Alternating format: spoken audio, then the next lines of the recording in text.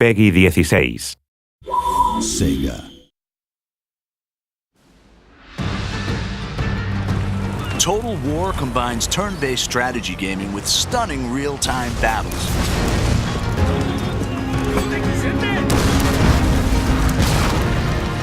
Players take command of nations, armies, and generals as they battle for ultimate victory. With breathtaking detail and unparalleled historical accuracy, Total War allows the player to recreate and change the course of history.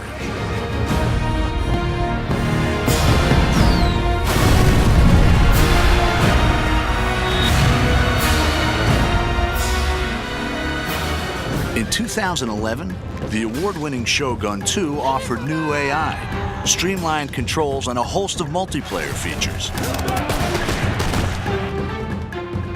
In the Fall of the Samurai standalone expansion, the Creative Assembly have created the largest expansion pack ever for a Total War game. It's taken us into areas we've never been to before with Total War. It's getting closer and closer to the modern era. I think it's exciting because it's the latest any Total War game has ever been to the modern day, the closest any Total War game has been to the modern day.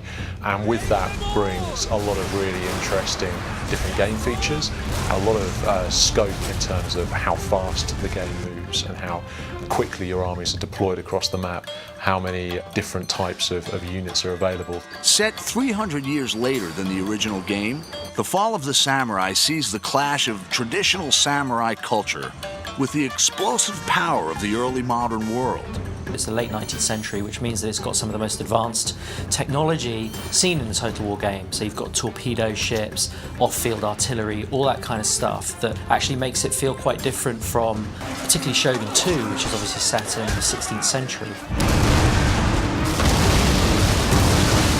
This industrial age is the most recent period ever covered in a Total War game, offering new game mechanics to please and challenge fans.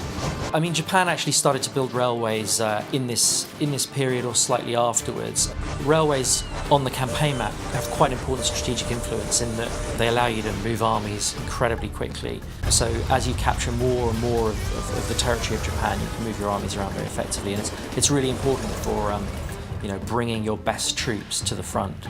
Fall of the Samurai doesn't require the original Shogun 2 game, and easy-to-follow tutorials will show new players how to command the action. It's a standalone expansion, so it's not a game add-on as such, in that you need the original game in order to play it, but it's a fully standalone version of the game itself. The game begins with the Boshin War in 1869, a dramatic turning point in Japanese history. The ruling shogunate is trading with the West, allowing new ideas to change Japan.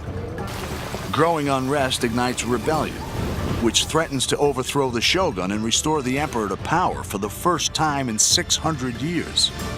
The shogunate had ruled Japan for hundreds of years, since the time of Shogun 2.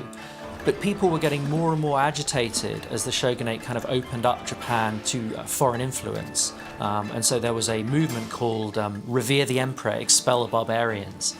And it eventually sort of boiled up into full-blown rebellion where whole domains rise up and try and overthrow the shogunate. The player chooses a clan and decides whether to remain loyal to the shogun or to fight for the emperor. Every clan has their own unique strengths and challenges, civilian, diplomatic, or military. Each faction within an allegiance has its own clan trait, which gives it a very specific play style. Like you might have one who is more open to modernization or trade, in which case they'll have access to cheaper modern units, more money from trade with Western powers, or you may have some who are just the opposite. In the next trailer, we'll find out how the campaign and the real-time battles have been reimagined and redefined.